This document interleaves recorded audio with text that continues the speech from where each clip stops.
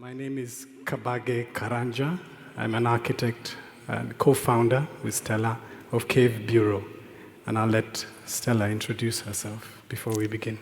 Yeah, thank you very much, the PQ team, for this opportunity.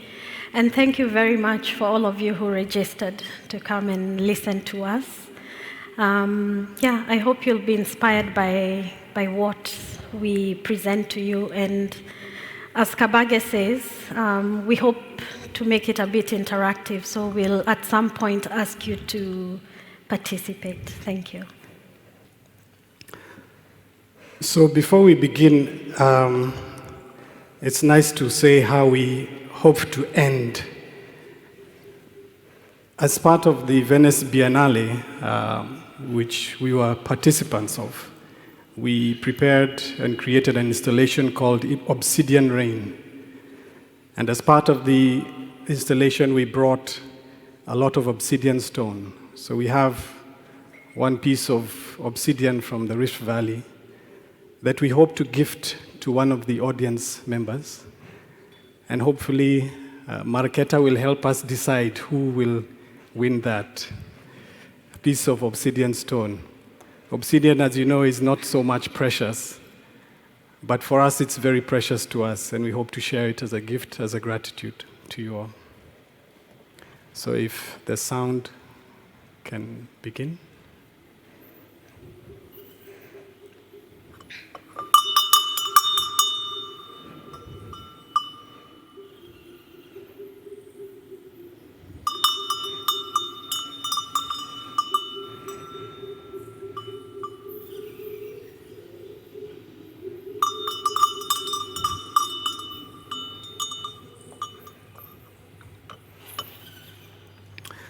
So, where are we?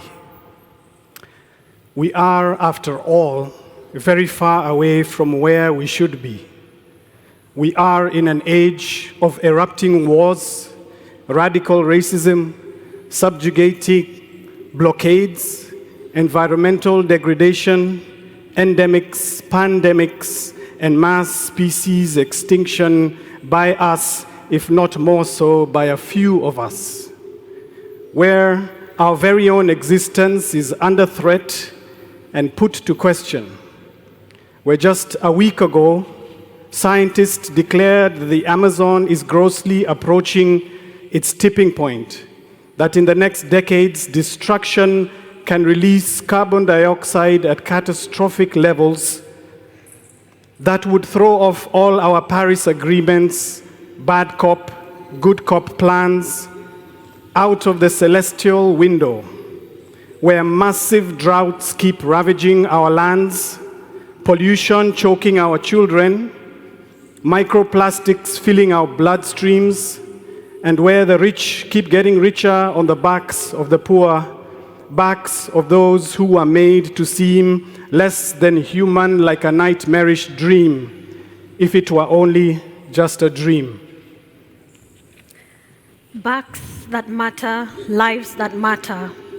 We're in a time where the neoliberalist permutations of capitalism's dark side spares no broad, meaningful and inclusive care, more so for the redress of imperial, colonial, fascist and Soviet pasts, presents and futures, where global North pits itself over global South, global East against global West, with limited grounds for repair and healing between us, before nuclear degradation is unleashed.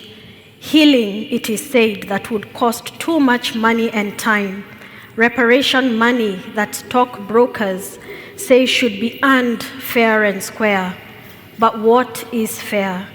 Where the squares of modernism's whitewashed walls could not hide nor erase well enough our past, nor could postmodernism retrace well enough the destruction of many worlds and cultures of indigenous beauty and celestial knowledge.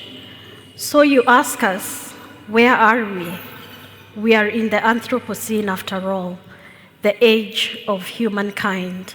And here still, man, woman, and child remain very, very far from where we should be.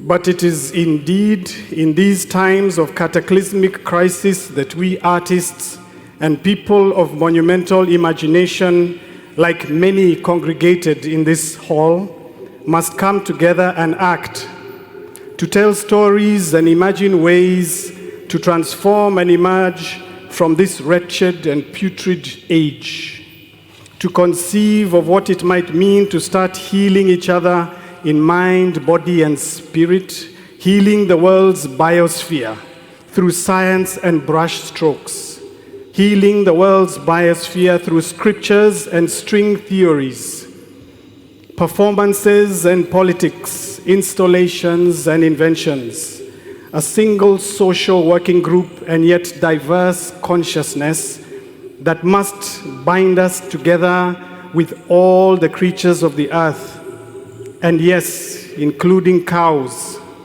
especially cows, where we must navigate our future in reverse, to look back at times of deep physical, mental, and spiritual trauma that was resisted through the acts of a special few who must be remembered and remembered well.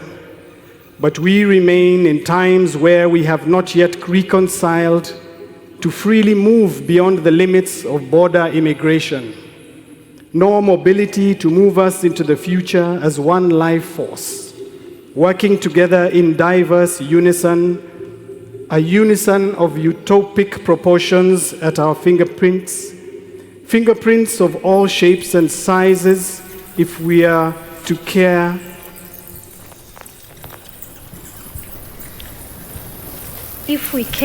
to really imagine it.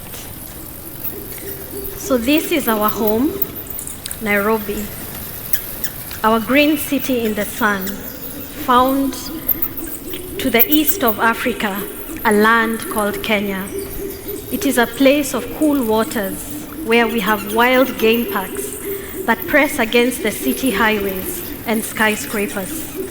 A place where elephants and lions often break into the urban limits of the city inquisitively, but more so reliving past roots of migration and cohabitation with the indigenous people.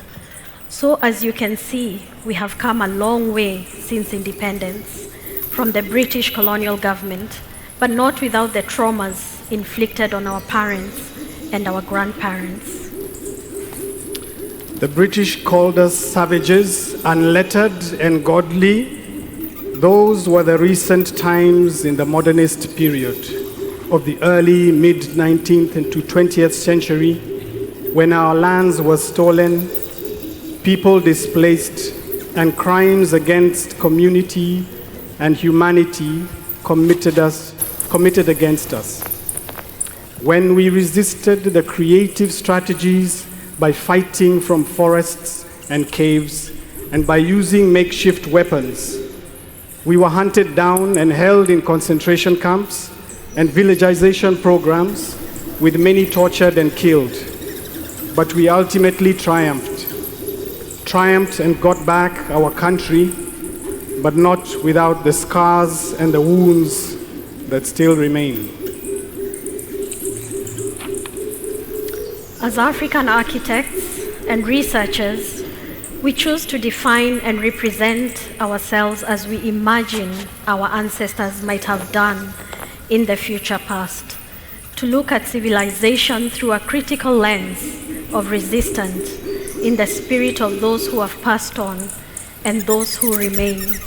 We read colonial traumas on a cave and city scale, searching for ways to heal us, and by extension, heal the city and heal the earth itself. So this is an image of one of the caves that we have visited. It's called the Mbai Caves. The Mbai Caves are located about 10 kilometers from the city center of Nairobi. And these caves are quite, have a rich historical story. It's a place where the Mau Mau, the freedom fighters, would hide as they strategized on how to counter the colonial government and fight for the freedom of Kenyans. So one of our main research projects is called the Anthropocene Museum. It's a real institution that we've created and imagined. And one of the main ideas is to look at our past of trauma, to look at how our ancestors resisted colonial governments, but more importantly, looking at how we can heal ourselves as a species in this planet. And for us, looking at museums is beyond a conventional institution. It's an institution which we feel needs to transform and become a bit more. So a lot of words that inspire us are by thinkers, creatives around the world. These are but a few. Amitav Ghosh tells us that let us make no mistake, the climate change crisis is also a crisis of culture and thus of the imagination. Trauma is not what happens to us, but what happens inside us as a result of what happened to, Trauma is not what happens to you, but what happens inside you as a result of what happened to you.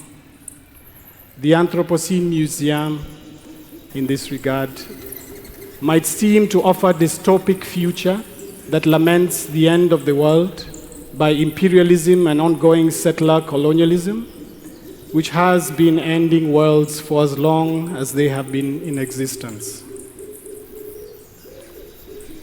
So, as I mentioned, we look at museums.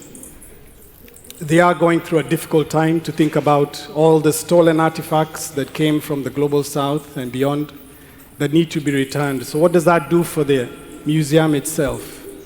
I think culture itself is in question. And as Amitav Ghosh said, the imagination.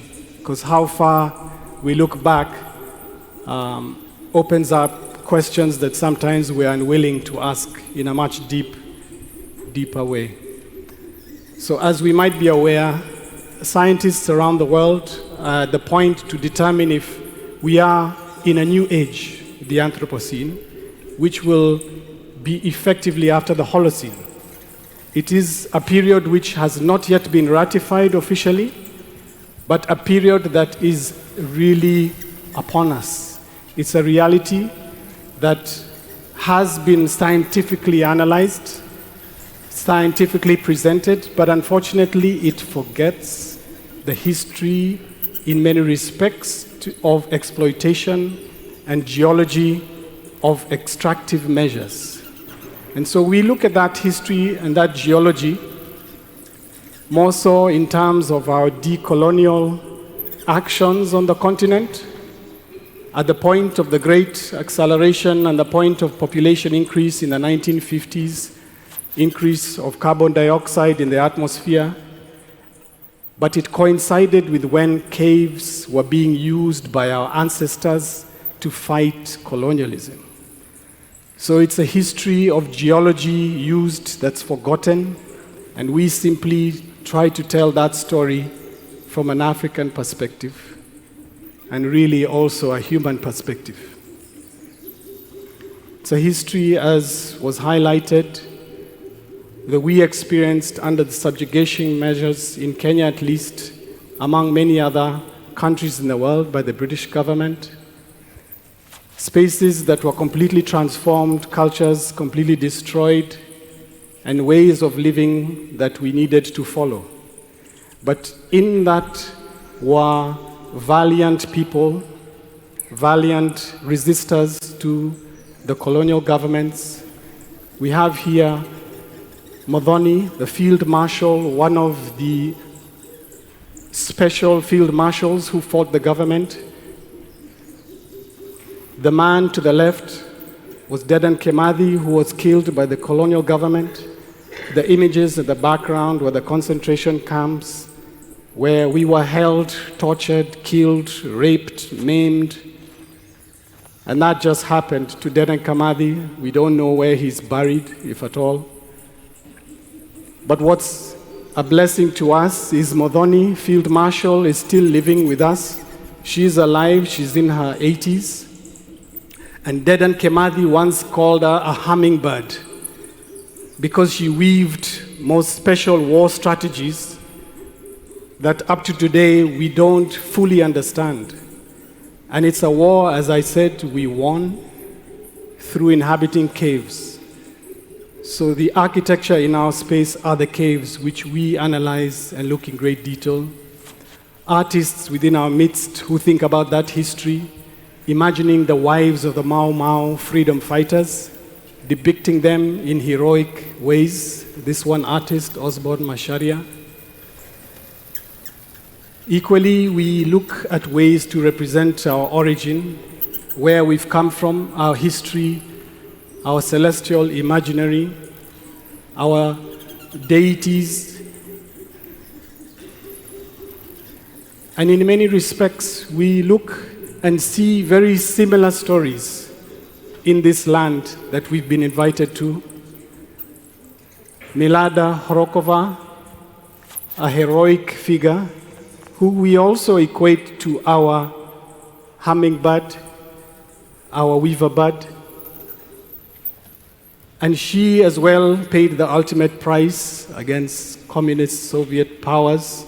She was also killed, not without fighting and trying her very best to be there for her people.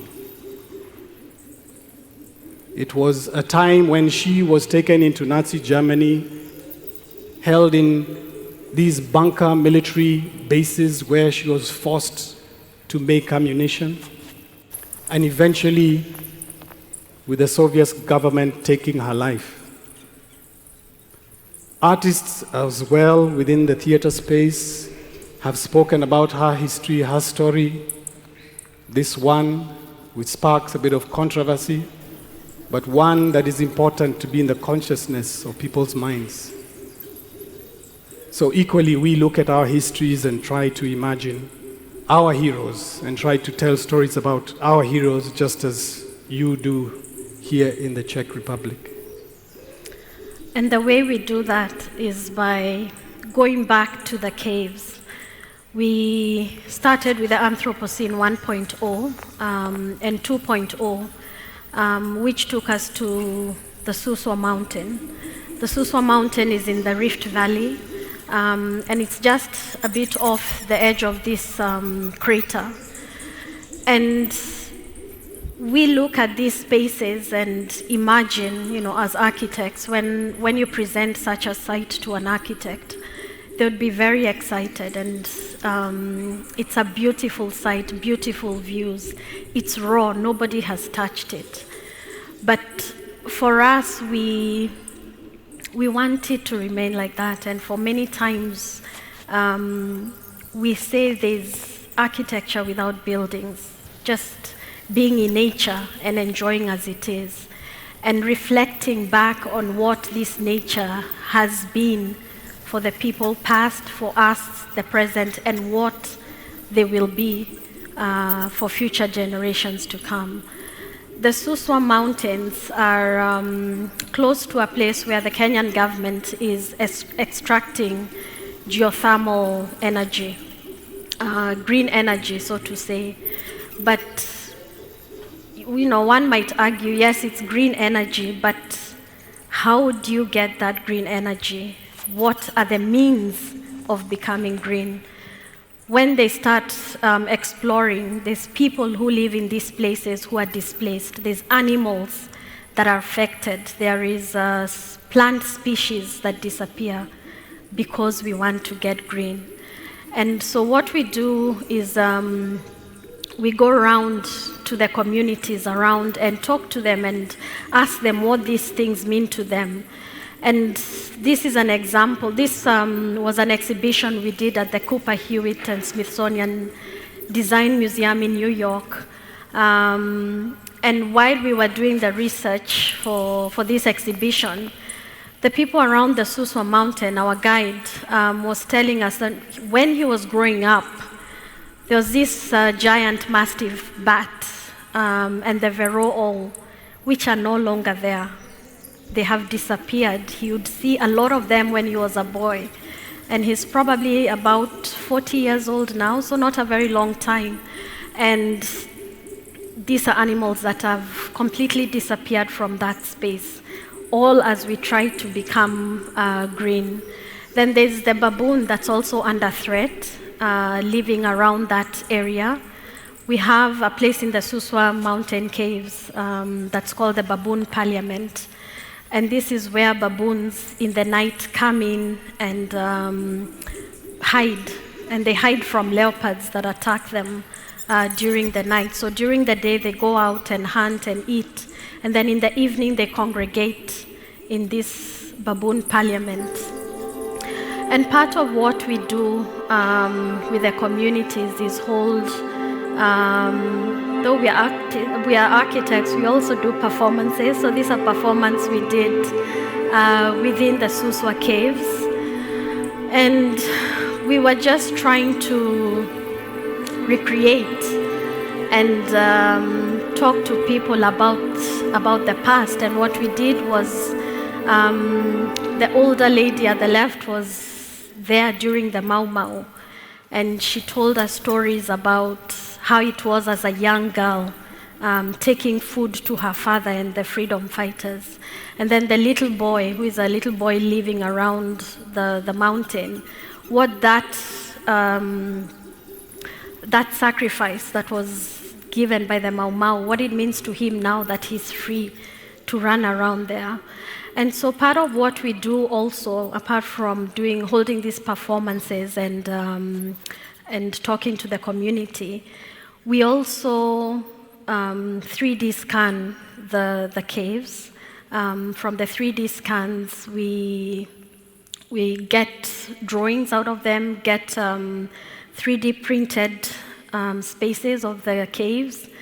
And then from those 3D printed molds, we make bronze models, as you can see. So as a way to ship back or take spaces that have deep historical meaning to us and take them out to the world. So this particular model has been to New York, it's been to Venice, maybe it might come to Prague, I don't know.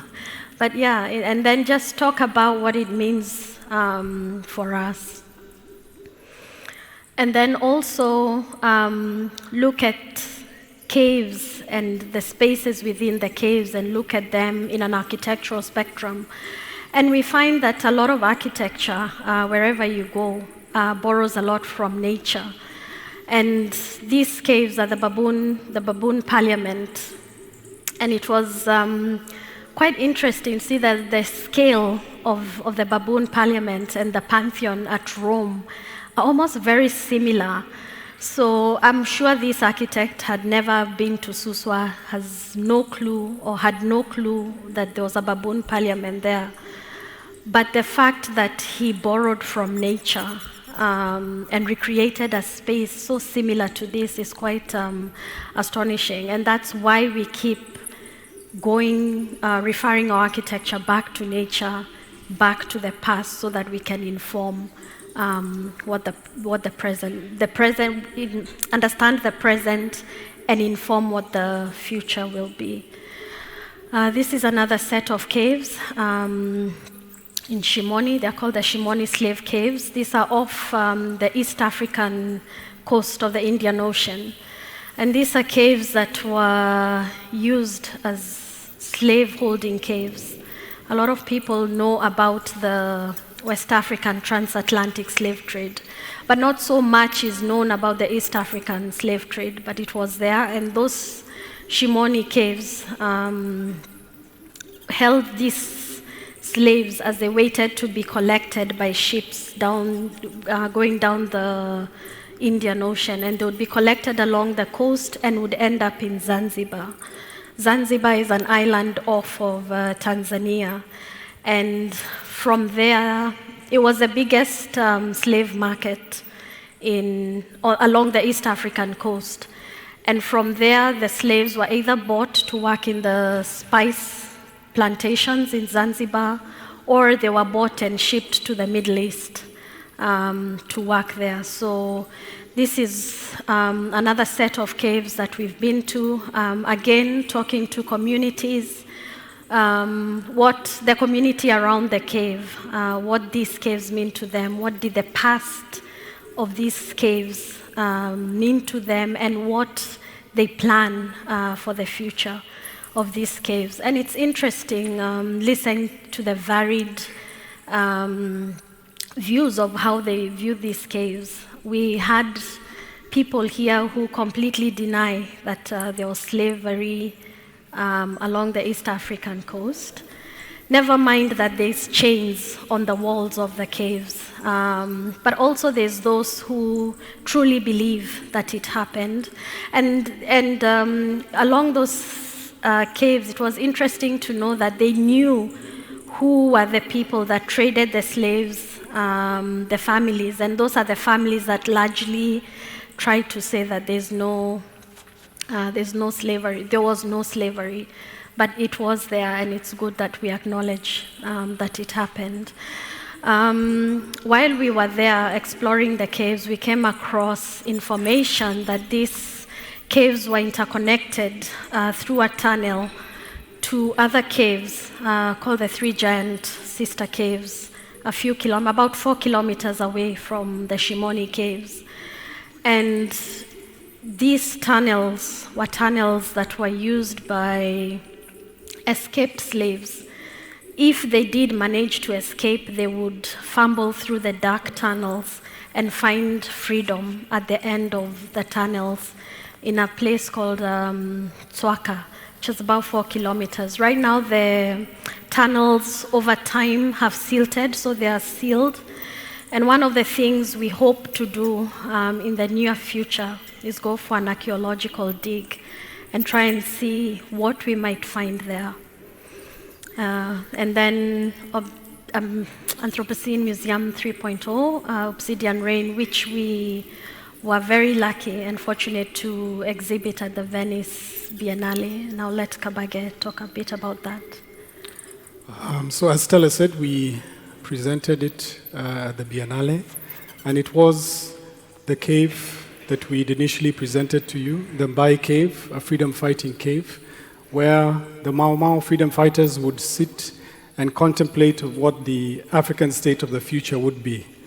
So similar to an architectural space like this, we used laser scanning technology to go into the cave, model it, and pick a section of it at 1:1 and take it to Venice. And so as architects, we use the tools that we've been trained, as Stella mentioned, the bronze models. We then sliced the bronze models to represent the drawings of the different spaces where they would inhabit, where they would sleep, eat, plan, and strategize. And probably one of these caves had the weaver bird, Modhoni, who's still alive with us, we imagine. And so we took that section of the cave of obsidian stone, as I had highlighted, these pieces, hanging from the Galileo Cini dome in the Giardini space, and tried to juxtapose the Art Nouveau fresco above, and in effect merge those two histories in one single piece. And it was important for us to make it seem light, as much as caves are very heavy structures. The history of it is quite ephemeral for us. It's a history that transcends space and time. And so the really heavy obsidian stones, which are effectively the tools that have brought us here as Homo sapiens species to this modern age, brought back into this space as being very critical. And below it were the bronze models curated as a museum space. So we do believe this museum doesn't really need any building. It is curated in different spaces, different times, to provoke thought and thinking about what museums can and probably should be in this age. The next Anthropocene 4.0 was presented last year in Dizin's birthday, and we hope to play a short video expressing what it was about.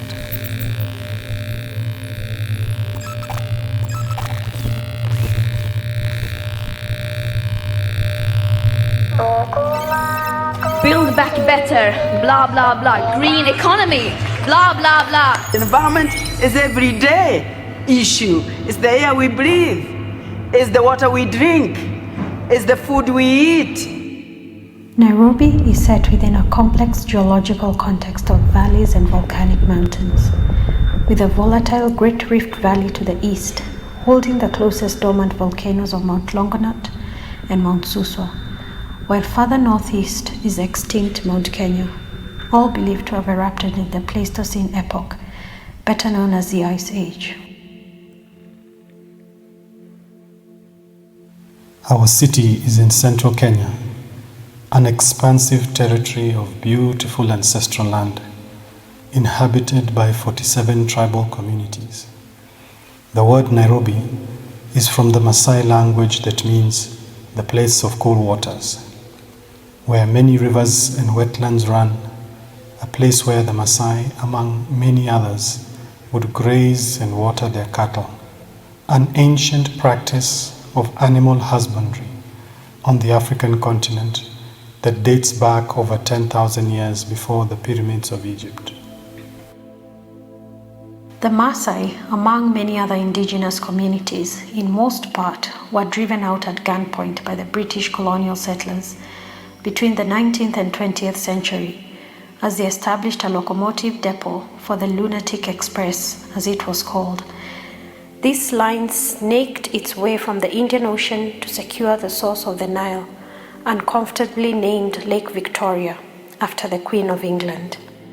The Maasai were corralled into human zoos, which today are the romanticized wildlife conservation areas, national parks and reserves, where tourists flock today to experience nature in its raw beauty, such as the great wildebeest migration of the Maasai Mara. Over the years, the Maasai have become aesthetic components of the Western safari experience. But behind the grace and beauty lies a litany of dark colonial acts of human exploitation and environmental degradation. This involved the killing and displacement of indigenous people, ushering in the hunting of wild animals close to extinction, and to equal effect, the clearing of vast lands for animal ranching and agriculture. Acts that are all seemingly hidden from our present-day consciousness, but yet very evident if you care to look a little closer.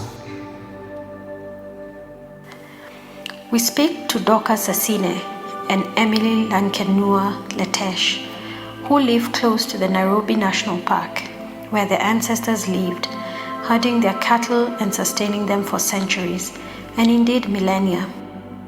Kaji Dorcas Asine, nara ntomononi naata nkera uni.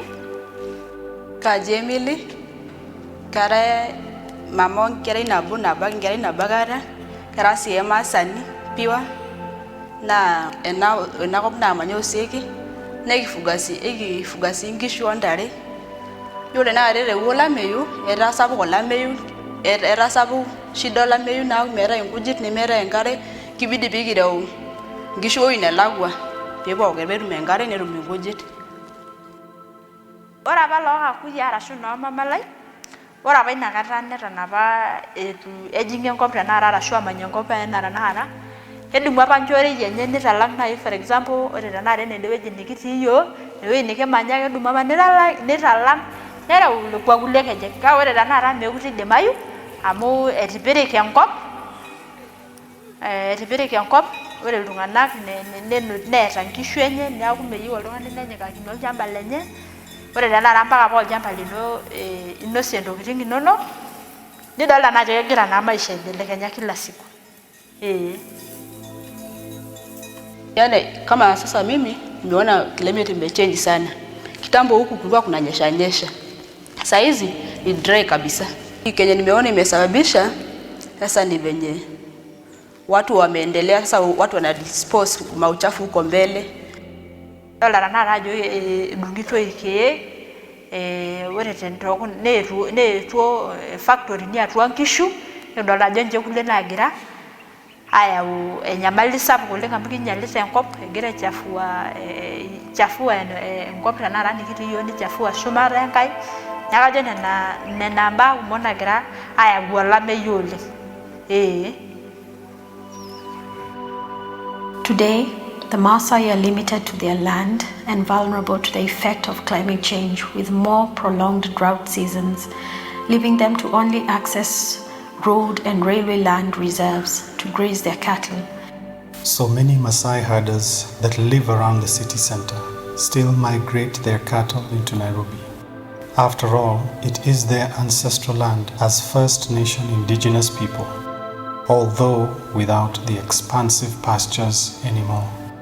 They are met instead by car traffic to access grass along the fringes of road reserves and empty municipal land, where they are harassed by county officers and city police, who arrest them for infringements of the city bylaws, rooted in the past colonial administration. The citizens of Nairobi accept them as part of daily traffic jams, while city planners simply ignore these migration routes as vital corridors, despite the pressing needs of our so-called modern city.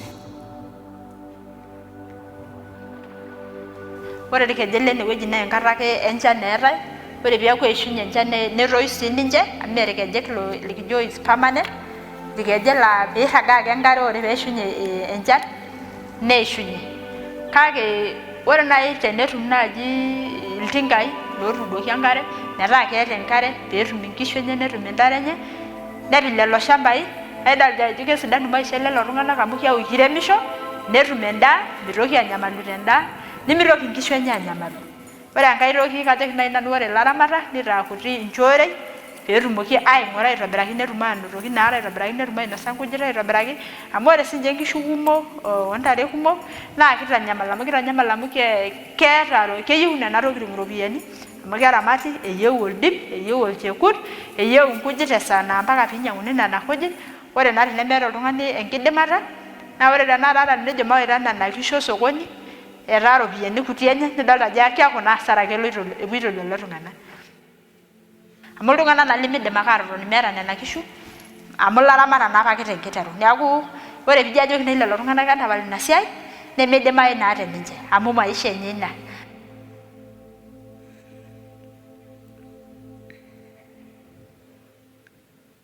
They get support from somewhere else like county government, like for water and where they can graze their animals, it will be better for them because there are people who cannot live without animals. So it will be a good hand of help to them if they get those services.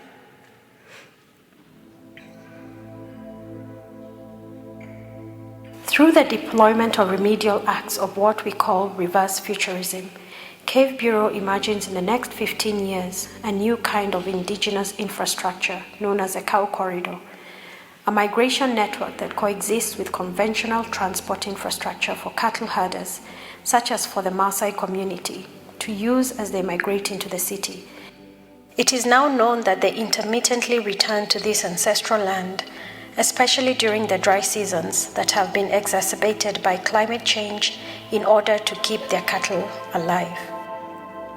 So we propose that this infrastructure will intersect with tourist routes, who often marvel at the resilience of the Maasai in the midst of Nairobi's rapid urbanization, the planning of designated places for grazing and watering, with salt licks, veterinary clinics, and the Maasai market trading zones stretching from the Jomo Kenyatta International Airport reserve land right into the city's derelict railway yards, underutilized road reserves, and river riparian ways.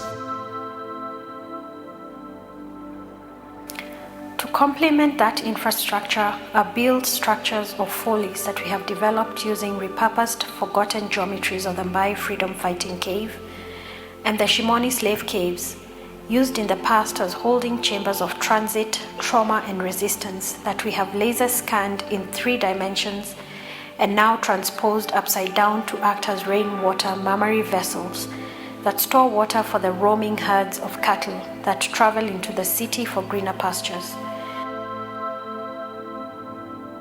We adapt these vestiges of geology to return our thoughts to these spaces of deep history and beauty, using a conjured combination of local red soil and concrete, where cows and Maasai herders will find respite, commerce, and healing.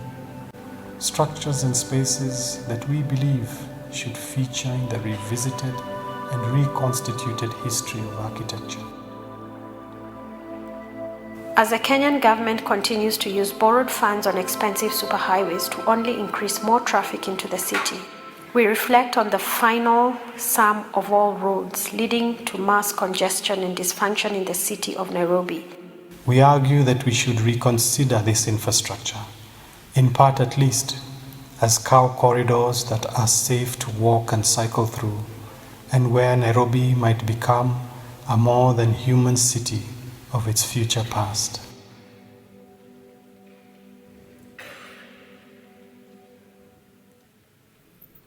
Thank you. We have just one last section of the Anthropocene Museum, which hopefully will present in a few slides before we conclude.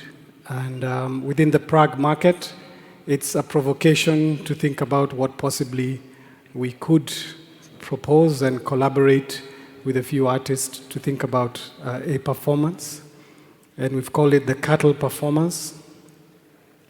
Obviously looking at the deep history of the Prague market site in all its historic beauty, but also the difficult past, to think about the fact that it was industrialization at its most effective, a machine to slaughter thousands and thousands of cows to feed the population, not only within this country, but beyond.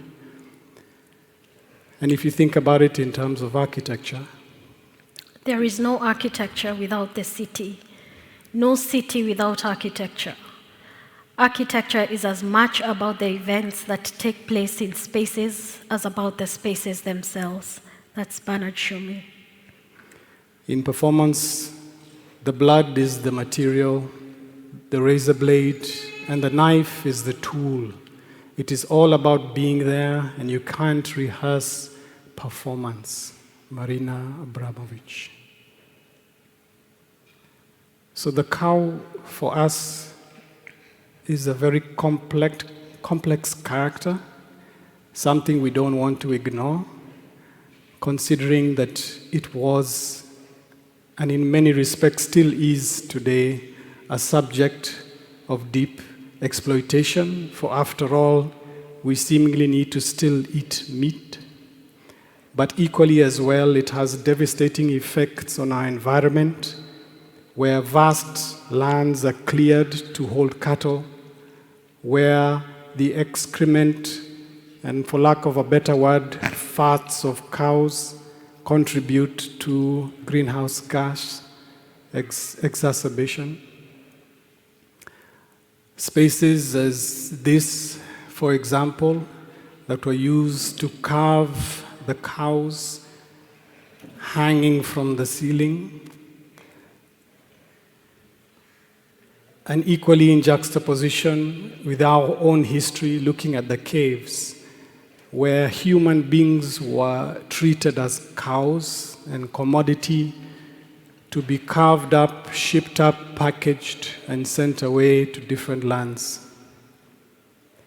So we began to just think of sketches and ideas about bringing in caves from a distant land to bring parts of them here, but collaborate with scenographers and performers to think about what this performance could be in space and time. And an image to look at the sandstone sculptures which are just here, and imagining the real character within the space being cows, and a hanging section of the Shimoni slave cave.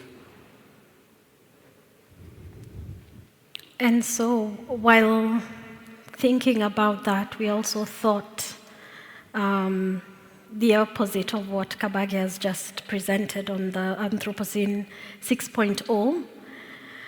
And the question is, how far in reverse should we go? Yes, we're in this space that was used as a slaughterhouse for cows, but we wondered whether we need to go back to that history so as to inform what kind of future this space has.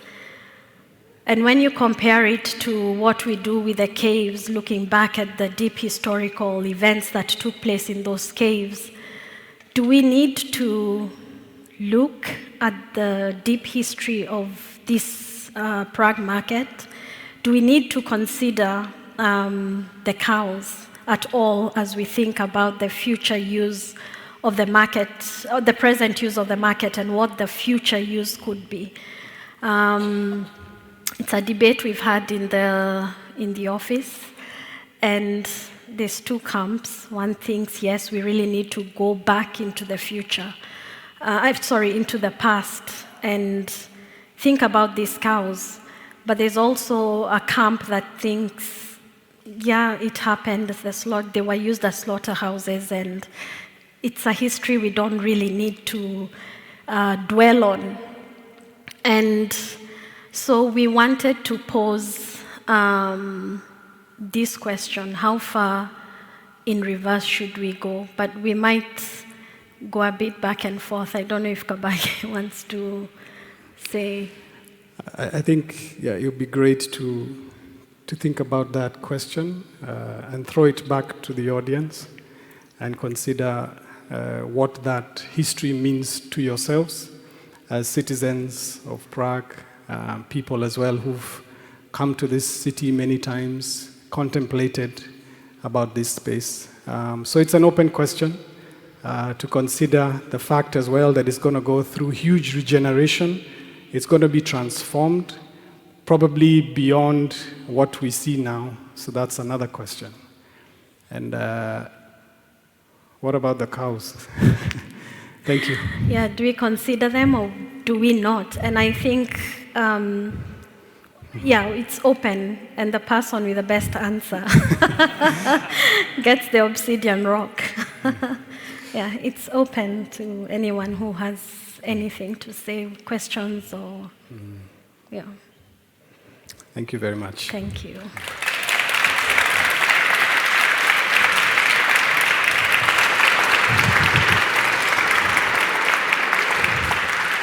So don't leave, because we have about 15 minutes for questions. Since you received one question, you can also give questions. So does anybody have a question? And we will move around, give you the microphone. Anyone? Yes? No? Yes, there's a question over there.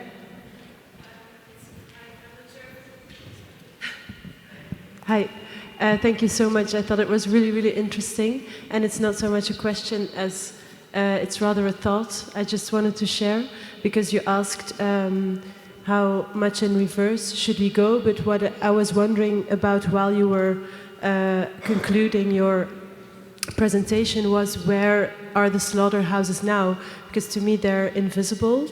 And when I see the pictures, it's in the open, you know, you see what's happening there, and now it's very hidden to me, at least. And then I was thinking about the caves and how caves are also hiding and underground and hiding a certain truth. So it was just a thought I wanted to share. Like, what is hidden, what is in the open? Yeah, maybe you could do something with that, I don't know. Yeah, that's interesting observation. I hadn't thought of it that way. And it's the same for us. I don't think we know where the slaughterhouses are now. You just buy your meat from the supermarket and you don't know where it came from. And yeah, as you say, same as the caves, they are hidden spaces and hide a lot of history. And detail. Interesting observation. I guess it wasn't quite a question, but it's very interesting how you've merged and compared the two. Yeah. So, any more questions? There.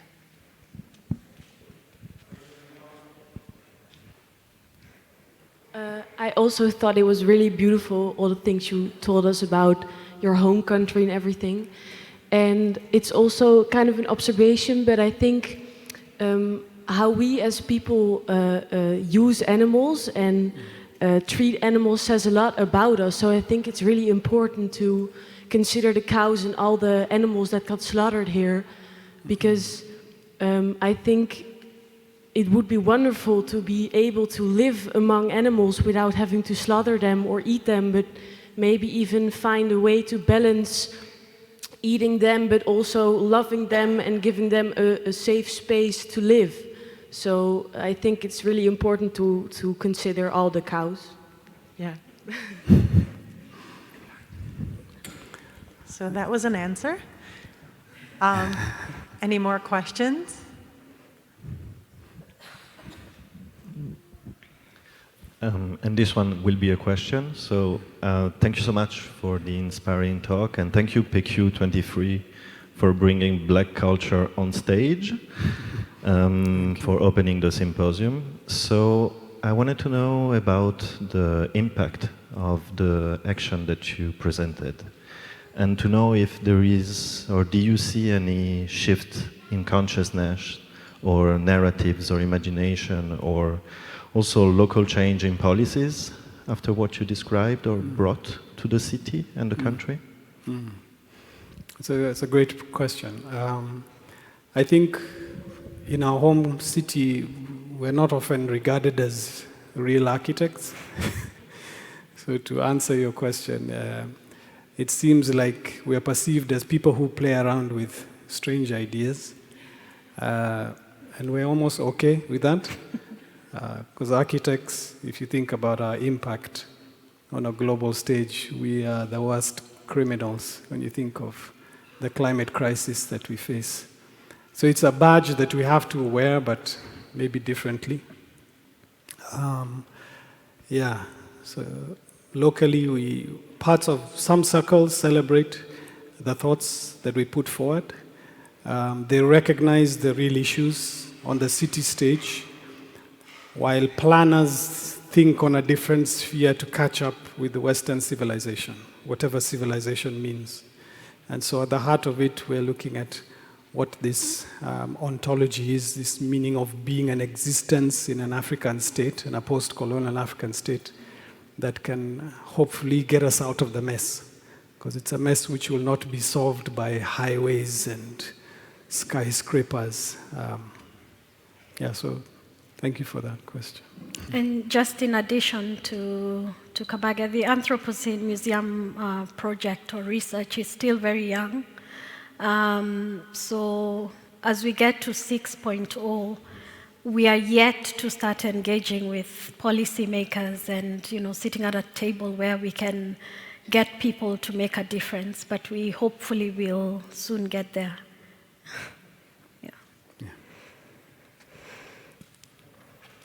Oh, there's one more question in the back.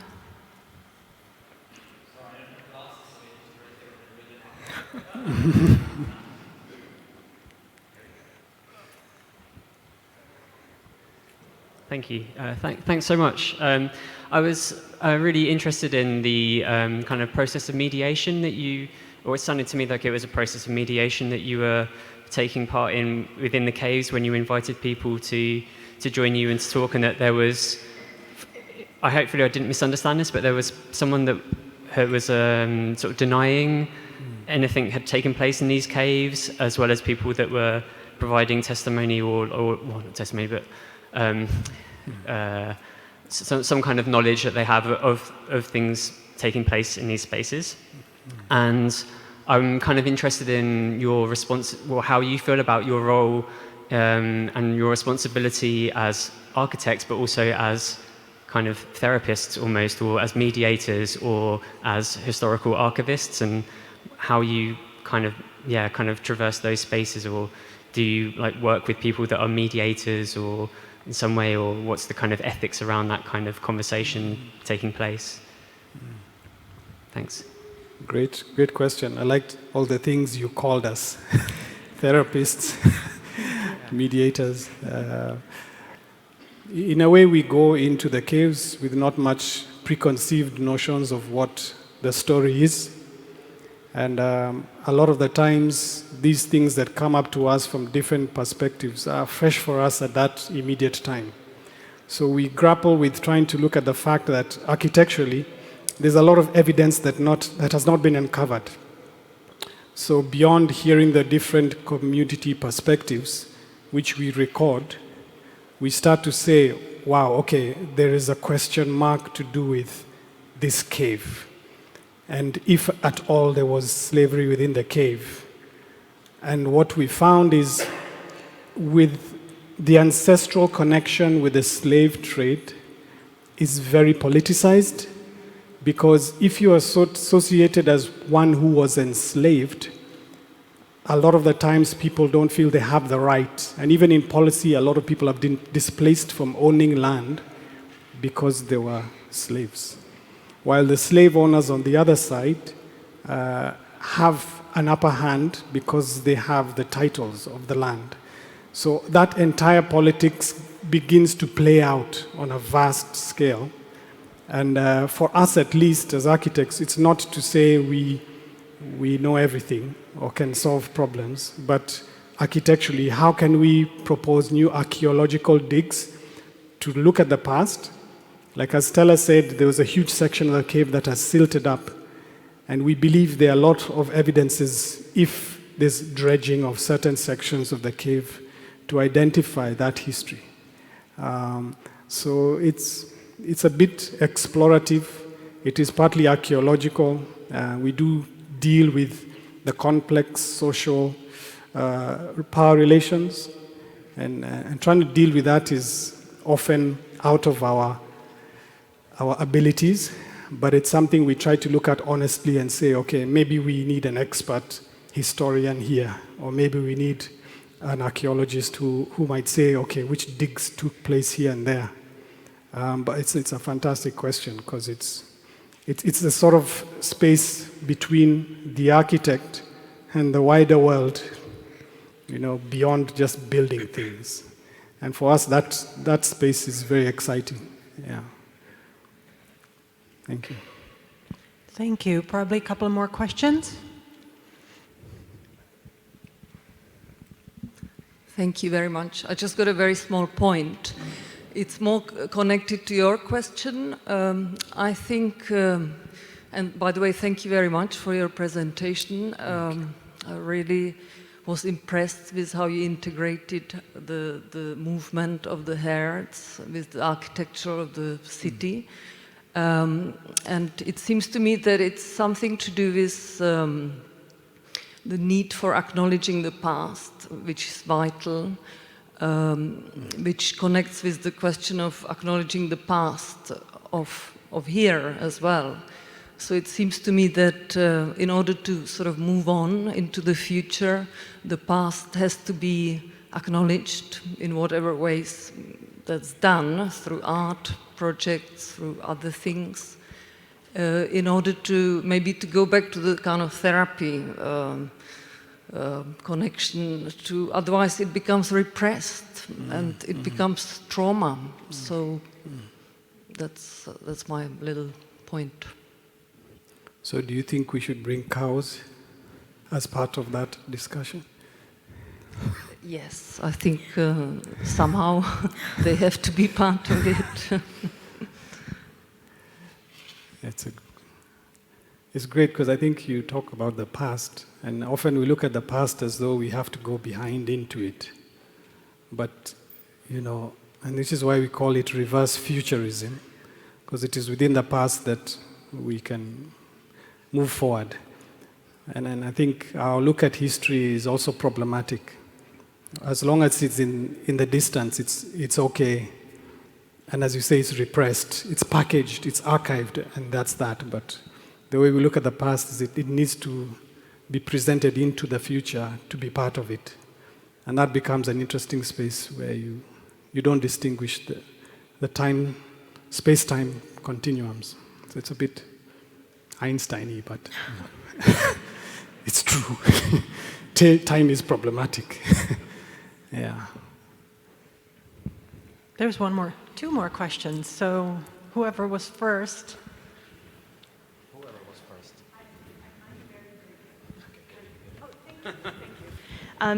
Just going to your question and what the last comment was, to get into a state of mind to be here, I was reading the book of Laughter and Forgetting by Kundera, and I just pulled up the quote so I would not have to paraphrase. The struggle of man against power is the struggle of memory against forgetting, and I feel like bringing in the cows is part of the struggle against forgetting. So just that. Oh, you have another one. If it works. I actually have a counter question to your question, because I was wondering how you arrived to this question. Because there seems to be a movement that you want to shape future as well, so you want to think differently. So I wonder also if you feel like the past can also be hindering there, if there's also a balance to find in how much do you have to go back, so how much of a past do you have to invite, and how much of something else you maybe can't name yet do you have to have present. So I was wondering if that is part of this question and how you arrived there.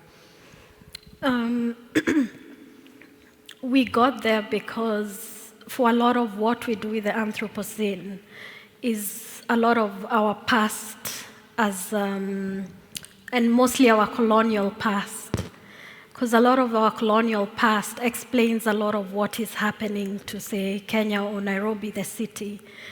And we look at that connection of the past, the present, and what we foresee the future to be.